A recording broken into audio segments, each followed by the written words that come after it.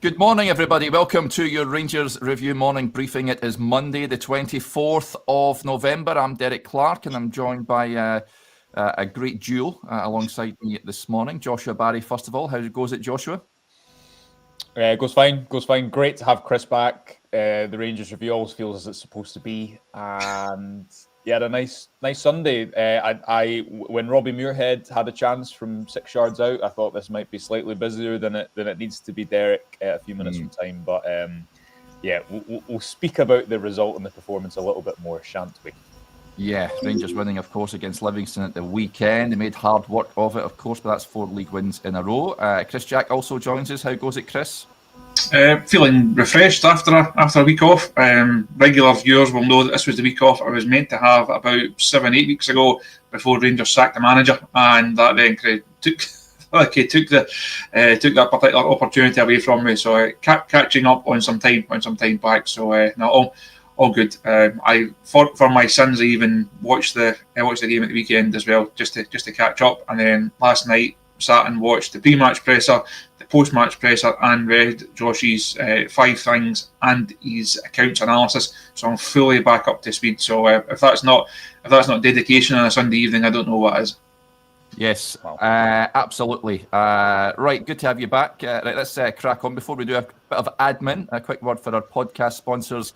Willows Fencing, the great guys at the Glasgow Fencing Company you can trust, and proud partners of the Rangers Review. If you need a new fence, these are the guys to call. They've got over 20 years in the game. No job is too big or too small. They offer free consultations, and you also get 10% off if you use the code Rangers Review over on their website, which is willows-fencing.com. And also, I'll make a mention for our Black Friday sale, which is currently on offer. So many of you have taken us up on our year subscription for only £12. So thank you to each and every one of you. And thank you to our existing subscribers for your continued support as well. And now is the time to take out a subscription on the website, folks, if you haven't already done so. Just £12 for an entire year. You'll get stories like... story last week on the set piece coach Scott Fry joining the club. You'll also get Joshua's great piece on the financials that came out at the end of the week as well. You get all your match coverage, opinion pieces, feature articles, stats and analysis, you name it. There's something for everyone. So now is a time to subscribe. The all-important link is in the description below. Right, let's crack on then. Joshua, you were at Ibrox for us on Saturday. Rangers managed to get a win, only just you could say. You're quite right in saying Livi had a big chance at the end that thankfully they weren't able to put away. Manny Fernandez back in the team and scoring again. He's a giant of a man, isn't he? Scoring from a set piece. I did say I expected Rangers to score from a set piece, so that is the expert analysis you get on this show. So yeah, good to see that. However, just the usual long ball over the top. Tete Yengi scoring and levelling matters, and it took a Mohamed Diamande goal, initially flagged for offside on the 78th minute to seal the victory. But Rangers, let's be honest, were lacklustre. They were laboured and maybe fortunate to come away with all 3 points. What do you make of it, Joshua? Yeah, they were fortunate. Me and Stevie had a conversation about it after the game, and I think 4 league wins in a row is obviously... it's the top line, isn't it? Like that's good. However, the question is this just a new manager bounce, and how sustainable is it? And Livingston should have a penalty for me, Derek, and Livingston should also probably go 2-1 up when Jack Butland makes that really good save. If we look at the expected goals race chart from the game, I think this kind of, and I'll maybe get you to take away the logos at the top there. There we are. Wow, just like magic. This kind of depicts what people are seeing at the weekend of the game. And I'm going to just quickly also go into a little bit of context of Danny Rule's start overall. Until that big red line you see, which is Mohamed Diamande's goal, Livingston had basically had a higher expected goals all afternoon. That's in part because of the chance they created, which is too easy, not only from Giga losing his man, Fernandez not covering, and I also don't think Fernandez covered particularly well when Butland had to make that one-on-one save, but also the pressure on the ball, how it's lost. I think Livingston were very unfortunate to not go 2-1 up, and then it's a very different conversation. But that difference between the two teams' expected goals, and that's just chance creation, that's just the same as when someone goes through a goal and you say, oh, I should have scored that because he does 6 times out of 10, 7 times out of 10. That's far too small. 1.7 to 47 to 1.36, Derek. What that is, there's very, very little deviation between what Rangers are conceding and what they're creating. And that's really been the story of the season. So if we look at the expected goals table, again, we'll have a piece on this which explains it in a bit more detail this morning on the website. You can see Celtic have quite a big red line, Hearts have a big red line, Hibs moderate red line, and Rangers quite a small one. That's concerning. That's the difference between the chances being created minus the chances being conceded. So the bigger that line is, the better. Rangers' expected goal difference at the moment is 0.12. For context, last 2 seasons ago, it was 1.23. So again, this is just depicting what the eye is seeing. There's very little between what they're creating and what they're conceding. Now, I think rather than a stick to beat Danny Rule with, this is just adds a bit of context to the job he inherited, right? He inherited a team who's won 1 game out of 7 in the league. He inherited a team who none of the summer signings, aside from Gassama sporadically, is making a big impact on the team. He's made halftime substitutions every single game to good effect. He's been proactive. He's been flexible with his tactics. He's made the most out of small things like set pieces. Rangers have opened the scoring in 3 of their 4 league games through set pieces. So I think he's doing a good job in difficult circumstances. However, performances like Saturday will catch up with Rangers unless they recruit well in January and have a few players to build around in a team that badly needs leaders, and or Danny Rule can very quickly improve this squad and this team. So I think Saturday brought home the fact that all those things I've mentioned. The Rule is making the most out of his substitutions and being proactive. He's been flexible. He's had a lot of injuries to deal with this weekend alone. However, the line numbers are so far off where Rangers should be. And it's going to be a big challenge to turn that around mid-season, given the injuries, unless you recruit really well in January.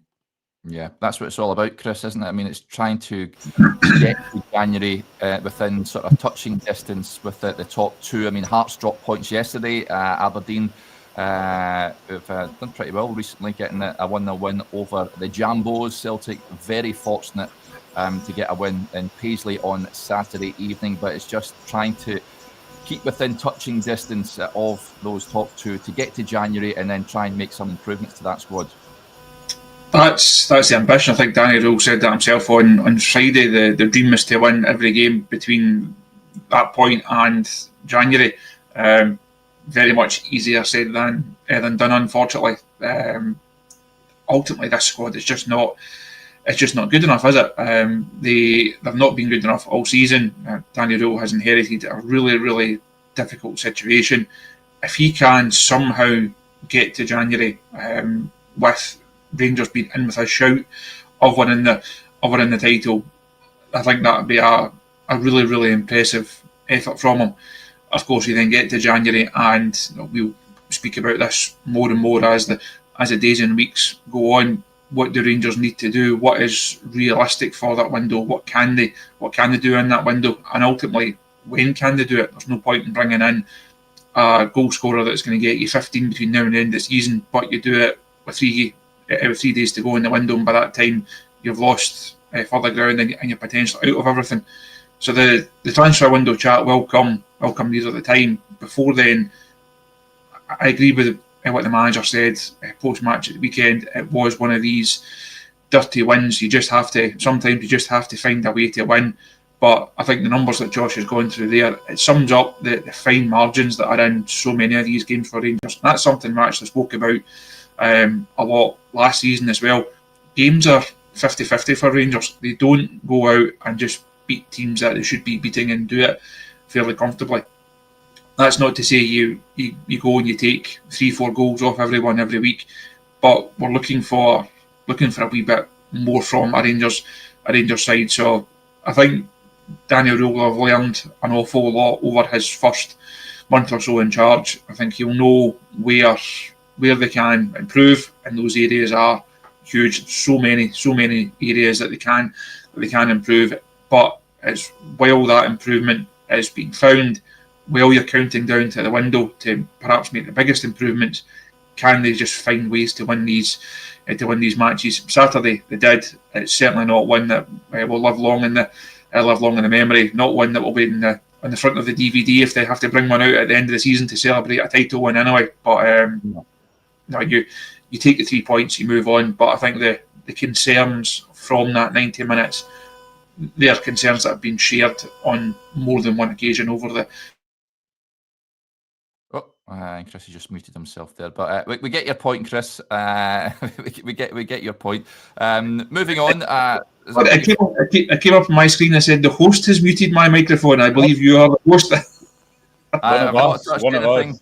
I've not touched anything. Chris, I thought you were making a great point. So maybe I thought so too. Only back on duty 10 minutes and 50 seconds, and we're fighting already. Deary me. Not having that. Let's. I want to talk about Emmanuel Fernandez, Joshua. Nicky says he had Fernandez first goal at 22-1. He's a monster in the air. He is. Well done. Quids in, pints are on you, Nicky. But took his goal really well. It was interesting to hear him in his post-match press conference as well, speaking about his limited game time. He says he spoke to Danny Rule about getting an opportunity. He's told him just to continue to work hard and train well. He also says he was injured a little bit, so he hasn't had as much game time as he would have hoped, but he's hoping to start on Thursday, given Rangers' injury situation. What did you make of his performance and, the prospect of him really staking a claim in that Rangers defence? Well, he has to, because there's, on one hand, because if you spent this money on a centre-back and you've got your two centre-backs injured, and Clinton Ciala's coming back in from the cold, that was the first time he's been in the squad this season.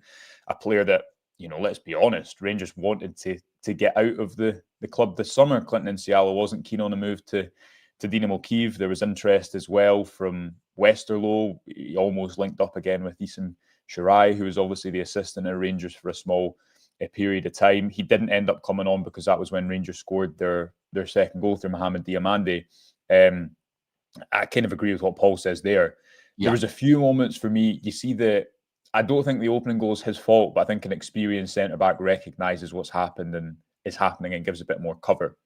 And simultaneously, I think if you look back at the moment where James Tavernier slips after that pass from Nasser Giga and Yengi goes through one-on-one, I think Fernandez is just a bit slow. His reactions just aren't quite there yet, because probably he's not played much football. In other moments, though, I thought he was a better performer. The two centre-backs, I think Giga continues to look just like so nervous, and that's the issue for me. Is if you're putting Fernandez into next to an experienced centre-half who was consistent, and I don't think Rangers have had one of those this season. I think Derek Cornelius has been the closest, but he's not played enough football to make a real judgment.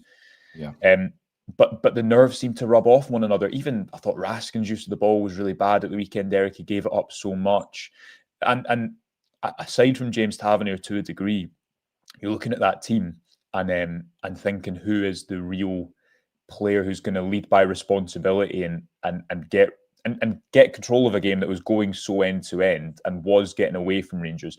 And I know I'm kind of taking a bit of a sidestep from your Emmanuel Fernandez question here, but what Chris says there is right. For me, the summer has exacerbated issues we've seen before. So we've seen that type of game before where Rangers can't really control it and they don't look that comfortable controlling the ball and it becomes a bit end to end. So what you needed again this summer, a point we've made so often, is 3 or 4 really reliable players. The money you spend in attacking midfield, the money you spend on the right wing, that needs to be, you need to have a degree of certainty with what you're recruiting. And I feel because of the players that Rangers have brought in, whether it be Max Aarons and Joe Rothwell or Oliver Antman not doing it yet, or Tello Aasgaard struggling again at the weekend, everyone's kind of looking to the next person saying who's going to get us out of this, who's going to really grab control of this game. So I think therefore it's a difficult situation for someone like Manny Fernandez to come into, and he can be pleased enough with what he did on the basis of that. I also thought Nadim Barami was bright enough from the bench without being extraordinary, but he just did simple things well, won fouls, played a good couple of passes. I think he could stake a claim for a game coming up. But it was just a game for me that showed this is a game we've seen before. Rangers needed to learn from this in the summer, but instead, as the underlying numbers show, like they're performing like a mid-table team, and there's only so much that Danny Rule can do without recruiting, without much time on the training pitch. Because although he's had an international break, how many players were away on international duty. You know, it can be a bit of a myth at clubs that you actually have a lot of time to work with your first team squad. No, I agree with you. You've got to get through to January in decent shape. And because although you can have dirty wins like that at the weekend, you can only have so many. And if you perform like that every week, you're basically going to lose as many games as you win. Yeah, I'm looking at the league table. I'm slightly optimistic. Johnny was very optimistic on Friday when we had him on. He thinks Rangers are still banging this title race, certainly with Hearts dropping points yesterday. Rangers, and it's a big if, win that game in hand. They go 6 points behind Hearts. So I think it's all about trying to catch Celtic, and then Hearts will take care of themselves, of course. But yeah, like you, I don't think it's sustainable. It's okay now and again to win games ugly, but against teams like Livingston, no disrespect to them, that should be a comfortable routine 3-0 sort of scoreline on Saturday. But yeah, it is what it is. Rangers struggling at this point in time. You mentioned two players I wanted to bring up. Before we do that, I like that Manny Fernandez was asked about scoring his goal, of course, and set pieces with Scott Fry coming in. Says, I don't think there are many people that can stop me in the box. I feel like when the ball and the delivery are right, I'm probably going to get first contact the majority of the time. On Scott Fry, says he's brought a lot of variations. We had Tello and Nasser at the front post, and it was a driven ball, so it was something different. I'll be honest, Scott is something different, and I enjoy it. He brings a lot of energy. He's very understanding of what he wants us to do, especially defensively as well. I feel like today, defensively, we were very solid. I don't think we really had many chances from set pieces, so we're just going to keep going like that and stay solid at the back, as well as score goals from attacking set pieces. So there you go. That was Manny Fernandez on Scott Fry. Joshua mentioned by Rami and Tello Aasgaard there, Chris. Now, Aasgaard for me, again, another substandard performance from him. Just not good enough for the money that Rangers have paid for his services. I've been pretty underwhelmed by him since he joined the club. Apart from that goal he scored, was it Dundee United or something like that? He scored that sort of Joe Aribo-esque goal. He's done very little for me, and yeah, I'm very concerned about him. So much so, I'd be thinking about possibly moving him on because he's not producing anything for Rangers at this point. And Nadeem Bayrami certainly deserves a run in the team for me. Your thoughts on that? I think they're both almost exactly the same in terms of not being good enough, not being suited to Rangers. Both guys who play in similar areas, who should be influencing games in similar ways, who have cost Rangers similar fees, and they bring just as little as each other to the party. I think we spoke a lot about Bayrami last season. I think people that have watched this for long enough will know that I'm not a fan. I don't see it. I don't see what he brings to the party, and I think the fact that people are now saying he should get back in, one, it sums up how bad Aasgaard has been, but I think you perhaps forget how bad Bayrami was at times last season as well. Has never looked like being a regular starter, never looked like being a game changer, never looked like being a match winner, and Aasgaard just ticks all those same unwanted boxes. Myself and Josh saw Aasgaard for the first time down at St George's Park, that training session that we were given access to under Russell Martin. Those heady days of the summer where the sun was shining, the beers were flowing afterwards, and we thought it was all going to be fine. How naive we were. But on that afternoon, we thought Aasgaard looks a player, looked technically good, looked big enough, looked physical enough, and the competitive games have started, and he's shown none of that. For me, I think he sums up almost a Russell Martin recruitment. He sums up a Russell Martin team of flattering to deceive, of threatening to be something, but he's not really. So I see a comment coming in there talking about Yanis Hadji being better than both. I would have to agree on that. Not the first area of this side that Rangers have downgraded. So Bayrami's not for me. Aasgaard, as it stands, not for me. Got an awful lot of work to do, I think, to win back the faith of the Rangers fans, because I think they see the same and just see him as almost summing up the failures of this window and of this side. Yeah, Josh, you've got a point to make on Tello Aasgaard. I just think that he looks to me like he's still playing in a Russell Martin team, and what I mean by that is Russell Martin. This was quite a pointed signing because Rangers thought, and you spoke to people at the start of the season before he got that injury in the pre-season camp. I think Russell Martin gave him a big sell as well, which probably didn't help. Where he said he was something like he's everything we thought we were getting and more, and really praised him before he played a game. But he spoke to people and he said, "Look, this is someone who has the physicality to deal with it up here. For me, obviously has the technical ability. You can see that, and there's a reason that he's playing for Norway. You know, he's a good football player. But the question is he in the right movie at the moment? I know that's just something we use a lot. But when you're recruiting a player, when you're spending a lot of money on him, Derek, I don't think he is necessarily the type of number 10 that Danny Rule would choose. But he was chosen very specifically for a Russell Martin team to be able to drop in and play with his back to goal, and he can twist and turn quite cutely. But because he's playing 2-1 paced, I think he's still trying to keep the ball all the time instead of risking it. And what we saw against Dundee United, when he had all those shots and when he was really good in that first half, I thought he was a bit freed up to just go and play football. And he spoke about that after I think in the Brand press conference after that game under Stevie Smith, whereas he feels like caught between everything for me at the moment, where he's keeping the ball at the wrong times and remaining 2-1 paced. So I agree that performance-wise is nowhere near justified the fee. But once again, it is a situation where Rangers have spent a fair chunk of money on a player who was quite suited to one system and one idea. And then a few months later, you're under a different manager and a different idea and a different style of play and almost trying to play catch up. And I totally agree with that comment as well on Yanis Hadji. You again look at the summer and you again look at that squad, Derek, and you think, where is stronger? Because I think Rangers were weak at centre back last season with Proper and Castle Weirjo and Suter and Balogun, but I don't think they were weaker than they are this season. I don't think Gassama has made a bigger impact than Václav Černý. I appreciate they're at different stages of their career, but Černý didn't go for that much more money than Oliver Antman's come in for. So even to pivot slightly, I watched the Celtic St Mirren game and I thought Celtic were pretty poor. St Mirren hit the post and had a good few chances. But for me at the moment, Celtic just have a few more players who have been there and done this before. Callum McGregor scores their winner. Even Liam Scales and others who just get you through games like that. And looking at that Rangers team at the weekend, I thought there's a real lack of those players at the moment. And that's why it's about, in theory, getting to January. But if you've not had a great strike rate in the summer's recruitment, you really have to turn it 180 in a more difficult window, in a more condensed period of time, and with less money to find the players who lift this squad up. That's what I think, a few players to really lift up the other players around them, which at the moment I think is badly lacking.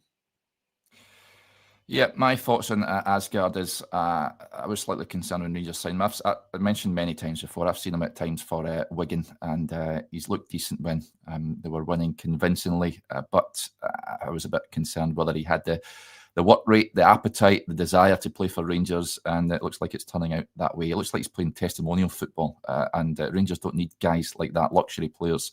You need someone that you trust in the trenches. At this moment in time, I don't think Thilo Aasgaard is a guy that you're looking for. Let's be honest, he is a guy that you're looking at, given the money that's been spent in that position, the creativity, the guy that goes and wins you football matches, and I just can't see it at this point in time.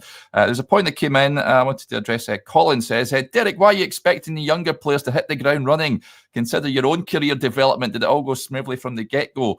Yes, it did, Derek, didn't it? Your career trajectory did go smoothly from the get-go. Thank you, Colin. Yeah, get your point, Colin, but he's 23. Rangers have spent a substantial amount of money on this boy. He's a Norwegian international. I'm expecting him to be a lot better than what he's producing at this moment in time. I don't think that's unfair. So yeah, Paul raises a point as well. Chris, he says, how on earth did Raskin get man in that match? He's another one that's been off the boil. Listen, that's the sponsors just want to meet Nico. I'd imagine more than anything else. But yeah, he's another one that's been off the boil, isn't he, Chris? I can't remember the last time he's been really the best player on the park. I know he's come back off international duty and sort of Rangers historically when they come back, they're a bit sluggish in matches, but he's come back off 2 internationals where he started 2 games for Belgium as well. He's very much at the forefront of their plans, but we need to get him firing because at this moment in time, he's not. I saw a comment on social media last week, someone saying they should have turned rather than bringing out the Rangers 4th strip, they should have made it the same colour as the Belgian top and just put Nico in that to try and trick him to think that he's playing for his country. There may be a marketing idea in there for Castor for next year. Josh touched on about at the start of the show in terms of use of the ball. He's a guy that we've also spoken an awful lot about over the course of this season for various reasons, and we gave him the credit where it was due when he's playing well. I think we will agree that he should have been a bigger part of things at the start of the season than he was, and also had that Russell Martin situation, and there's different situations over his future. Right now, though, he's not contributing enough. He's not living up to the hype. He's not living up to the reputation. And those days where the fans were singing his name when he's in the stand or on the bench feel like a long time ago. He needs to get back to the Nico Raskin that we know he can be, that we believe he can be. Because right now, ultimately he's actually costing Rangers money right now because his value is not going up. No, being impressive for Belgium only takes you so far. As a point as it says there, you have to be performing regularly and impressively on this Rangers side if you're going to get a move. You have to be doing it in Europe as well, and you have to say no one in this side outside of Jack Butland has played well in European terms this season. So I think Nico really has to knuckle down and decide what does he want from the next few weeks, what does he want from the next few months, and what does he want from the next few years. If he does believe that he's got a big move in him after a World Cup, then he really has to start raising his levels. Don't want to single him out, but I think we do single him out because we know how good he can be and how big an influence he can be. And right now, he's just not having that level of influence that Rangers need. Is that a concern, Joshua? Nico Raskin at this point in time, not only his form on the park, but again, that lingering contract situation that has not been resolved as yet. Of course, he changed his agent, didn't he, at the end of last week? It was he's with a different agency, so I wonder if we should read too much into that. Yeah, I think he. There's always been this question, I think, with Raskin that lots of different managers have had, that he wants to play as a number 6. But is his use of the ball good enough and consistent enough in games like that at the weekend, where if you make one mistake, you're conceding a counter-attack to justify it? And that was one of the issues under Russell Martin. And when he came back into the team, Raskin led to believe that he was actually basically just given a bit of a free roll. If you think back to that Hibs game where he came back in and scored the header and then created the second goal, he was moving about the pitch. And I think Diomande played deeper in that game, but he also, for me, at points is too sporadic on the ball to justify playing there, because Russell Martin wasn't the first man. I think he handled that situation poorly, but he wasn't the first manager to say to Nico Raskin that he didn't think he was at his best at the base of midfield. I think that in some games Raskin is. I again think that if you look at his past 3 years, I mean, how many managers has he played under at Rangers? Like 3 or 4 now, 5 almost. Clement, Beale, Ferguson, Martin. This is 5th manager, isn't it?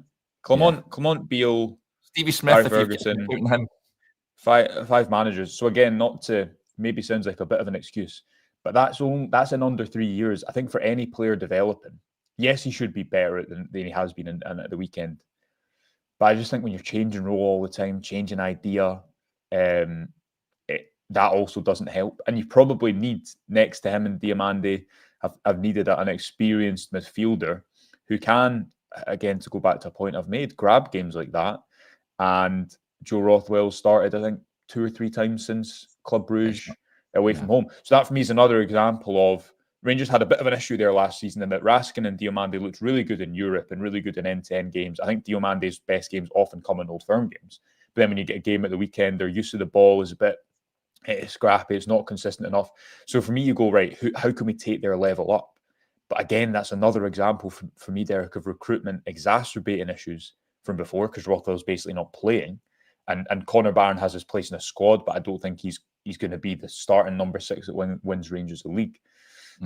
So instead, then we're having the exact same conversation that we probably had this time last year because that issue hasn't been solved. Yeah. Good points. Thank you, as always, gentlemen, for joining us on the show. And a big thank you to you all for tuning in to the show, folks. Make sure you hit that like button if you've enjoyed the show. Hit that subscribe button as well if you haven't subscribed. I know that many of you tune in on a weekday and aren't subscribers. What is all that about? So address that pronto. But yeah, there you go. Right.